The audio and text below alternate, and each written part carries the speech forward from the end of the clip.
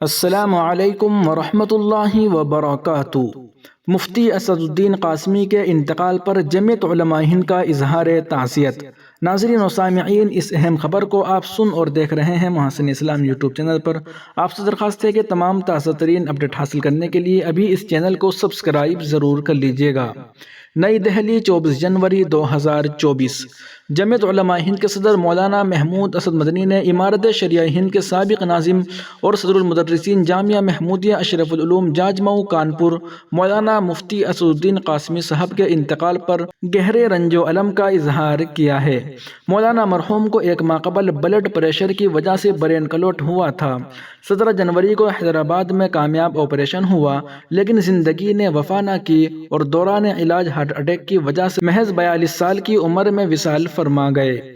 مولانا موصوف باصلاحیت عالم، دیندار اور ایک کامیاب مدرس ہونے کے ساتھ جمعیت علماء ہند سے گہری وابستگی رکھتے تھے۔ کانپور میں رہتے ہوئے انہوں نے جمعیت علماء ہند کی سرگرمیوں میں حتی الوسع حصہ لیا۔ 26 اگست 2021 کو مجلس شورا امارت شریعہ ہند نے ان کو امارت شریعہ ہند کا ناظم مقرر کیا۔ اپنی صلاحیتوں کو بروئے کار لاتے ہوئے موصوف نے امارت کی ذمہ داریوں کو بحسن خوبی نبھایا۔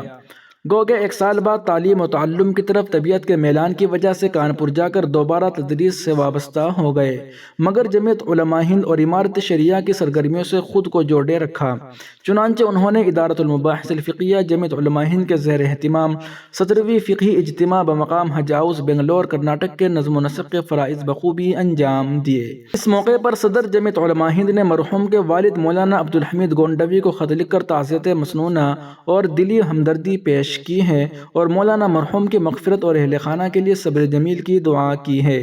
جمعیت علماء ہند کے جنرل سیکریٹری مولانا حکیم الدین قاسمی نے مولانا موصوف کے سانحہ ارتحال پر گہرے رنج و الم کا اظہار کیا ہے۔